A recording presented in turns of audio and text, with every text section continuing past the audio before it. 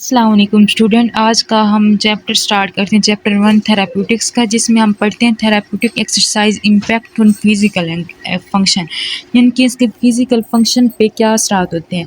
ये muscle performance को promote करती है, कार्डियोपल्मोनरी एंड्योरेंस को मेंटेन करती है, इंप्रूव करती है, मोबिलिटी फ्लेक्सिबिलिटी करवाती है, न्यूरोमस्कुलर कंट्रोल और कोऑर्डिनेशन करवाती है, स्टेबिलिटी करवाती है, बैलेंस पोस्चरल इक्विलिब्रियम।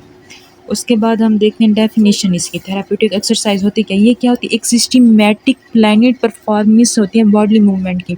ये एक सिस्टमैटिक होती है और प्लान की जाती है, और बॉडी की मूवमेंट्स की, पोस्चर की और फिजिकल एक्टिविटीज़ जो होती है इंटेंडेड करती है provide a patient client with the means होते हैं। और ये जो होती है हम पेशेंट को प्रोवाइड करते हैं या क्लाइंट्स को प्रोवाइड करती हैं, जो क्या इसका काम होता है रिमीडिएट करवाना, इम्पेयरमेंट्स को प्रिवेंट करवाती है, इम्प्रूव करवाती है, रिस्टोर करवाती है, या फिज़िकल फंक्शन को इम्प्रूव करवा देती है, या फिज़िकल फंक्शन को रिस्टोर करवाती है, या उसको इन्हेंस कर देती है।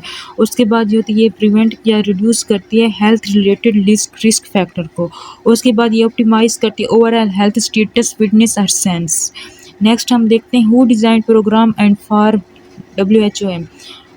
Therapeutic exercise program designed by physical therapist.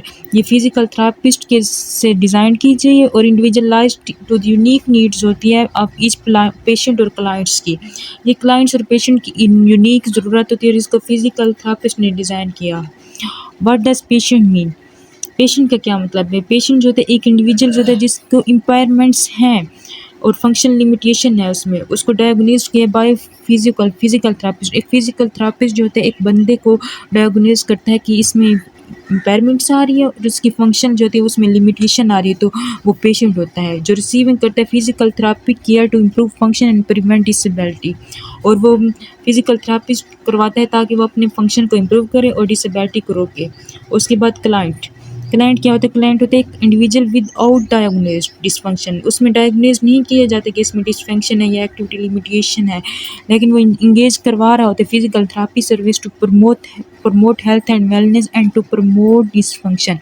यानी कि वो अपनी हेल्थ को उसमें कोई पहले से ना लिमिटेशन है ना कोई उसको इम्पेयरमेंट डिसफंक्शन है, जस्ट वो इसलिए करवाता है ताकि वो अपनी हेल्थ और वेलनेस को इम्प्रूव करे, प्रमोट करे। नेक्स्ट जो है हम देखते हैं एस्पेक्ट ऑफ फिजिकल फंक्शन।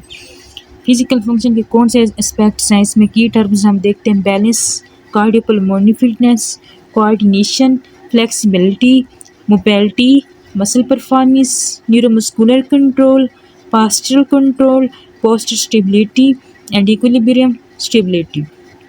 अब हम इनकी थोड़ी थोड़ी एक्सप्लेन करते हैं इनको। बैलेंस में क्या होता है, ये एबिलिटी होती है बॉडी की मूव करने की इक्विलिब्रियम में। Ability to move the body in equilibrium with the gravity और interaction with the sensory and motor system. यानी कि बॉडी की एबिलिटी होती है ग्रेविटी के साथ मूव करने की और इंटरेक्शन होता है इनका सेंसरी एंड मोटर सिस्टम। उसके बाद कार्डियोपल्मोनरी फिटनेस। कार्डियोपल्मोनरी फिटनेस में ये बताते हैं एबिलिटी होती है परफॉर्म लो इंटेंसिटी पे ये की जाती है। रिपीटेटिव टोटल बॉडी मूवमेंट्स होती है, कौन सी इसमें मूवमेंट होती है, walking, jogging, cycling, swimming over an extended period of time. It is also known as cardiopulmonary endurance. उसके बाद कोऑर्डिनेशन। कोऑर्डिनेशन जो होती है करेक्ट टाइमिंग होती है, कॉन्शियस और automatic level and sequencing of muscle firing combined with the appropriate intensity of muscular contraction, leading to the effective initiation, guiding and grading of movement. Flexibility, ये जो होती है मूव बॉडी की ability होती है वो फ्रीली मूव करती है without restriction. Mobility, ability of structure और सेगमेंट होती है, ये ना सेगमेंट की या बॉडी के जो सेगमेंट या स्ट्रक्चर की ना एबिलिटी होती है कि वो मूव करती है या मूव की करती है in order to allow the occurrence of range of motion. Range of motion की अक्रेंस में ही ये मूव करती है बॉडी स्ट्रक्चर या बॉडी सेगमेंट, उसकी एबिलिटी होती है। ये रेंज ऑफ मोशन एक्टिव भी हो सकती है, पैसिव भी हो सकती है। मसल परफॉर्मेंस, मसल परफॉर्मेंस जो होती है क्या होती है, capacity of muscle to produce tension and physical work. Muscle की अपनी ही पावर होती है, कैपेसिटी होती है कि वो टेंशन को प्रोड्यूस करवाते हैं, फिजिकल वर्क करवाते हैं। Muscle performance encompasses strength, power and muscular endurance. उसके बाद न्यूरोमस्कुलर कंट्रोल। न्यूरोमस्कुलर कंट्रोल जो होते हैं इंटरेक्शन होता है सेंसरी एंड मोटर सिस्टम का।